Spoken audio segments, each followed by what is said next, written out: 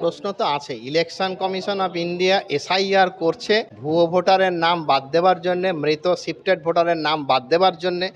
একই সঙ্গে রাজ্যের প্রশাসনিক প্রধান তিনি যা মন্তব্য করছেন, এ দুটো একসঙ্গে যায় না।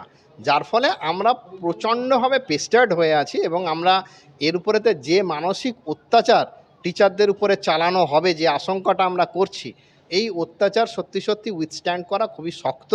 এবং এই এসআইআরের পিছনে যে কী অভিসন্ধি আছে সেটাও আমরা অনেকে জানি, এবং সেই অভিসন্ধি যাতে এখানে কাজ করতে পারে এবং মুখ্যমন্ত্রী কীভাবে সেটাকে বানচাল করবেন, এই যে পরিকল্পনা নিয়ে তারা কাজটা করছে, এটার আমরা তীব্র নিন্দা করছি।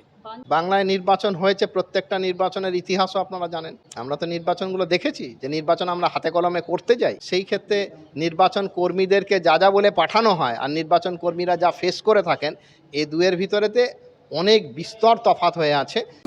বাংলা হান্টের আরো খবর দেখতে নজর রাখুন। বাংলা খবর মানেই বাংলা হান্ট।